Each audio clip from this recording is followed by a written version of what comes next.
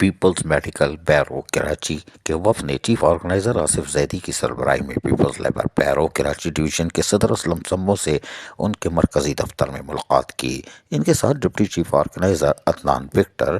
شوکت علی، کاشف حسین، آصف مسعود، حیدر، شاہد، سلطان، اشرف، برکت بلوچ، انور، نعیم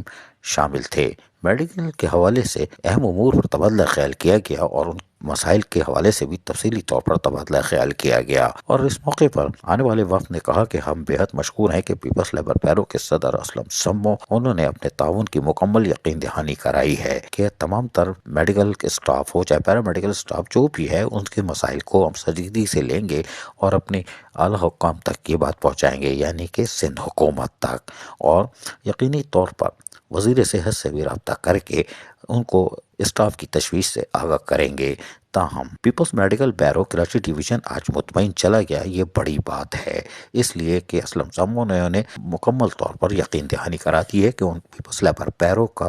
ہر ممکن تعاون کے ساتھ رہے گا۔ عزیز عارف، KBS بلیاتی نیوز کراچی۔ ایسی ہی خوبصورت ویڈیوز فیوچر میں حاصل کرنے کے لیے ریڈ بٹن پر کلک کر کے اور بیل آئیکن کو پریس کر کے ہم سب کے سبسکرائبر بننا مت بھولیے۔